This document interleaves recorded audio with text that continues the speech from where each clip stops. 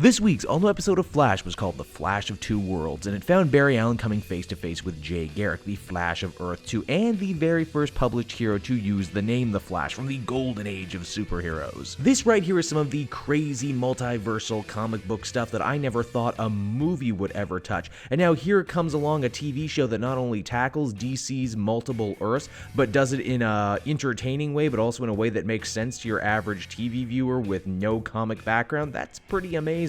We also learn a bit more about Zoom in this episode, how he was Jay's arch nemesis back in Earth 2, but for some reason he's now bringing metahumans over to this Earth in an attempt to kill Barry.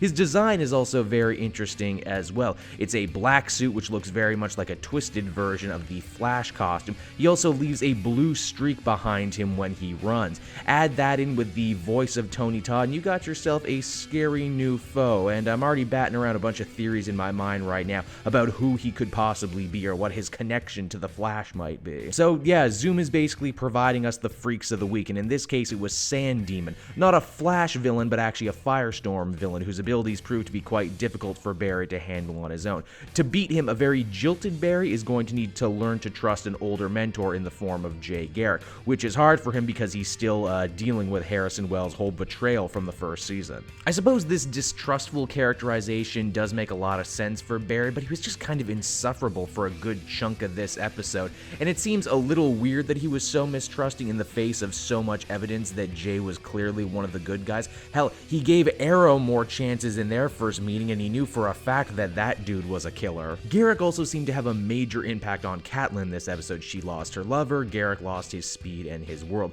They bond over their mutual loss, and they imply that if Garrick is going to be sticking around, there's a good chance that love might bloom between these two. Another big character making their first appearance this week was none other than Patty Spivot, a 70s Flash creation who served as a supporting player for many years in the comics and who right now is actually Barry's love interest as of the new 52. Yeah, it's Patty, not Iris, go figure. Here Patty wants to prove her worth by joining Joe's metahuman task force. I like Patty even if at times they lean a little too hard on her whole Flash fangirl side. My wish is that she doesn't fall into the whole Felicity trap that a lot of the women on these shows tend to fall into. Now the title of this episode, The Flash of Two Worlds, is actually a huge reference to one of the most famous Flash stories ever told, and the episode even goes as far as to recreate the famous cover in glorious fashion. It's attention to detail like this that makes Flash a must-watch and must-rewatch kind of show. Overall, The Flash of Two Worlds, while certainly delivering on iconic Flash imagery, the rest of the episode, well, it was just okay overall. For the second week in a row now, we have a villain with a rather uninteresting set of powers who,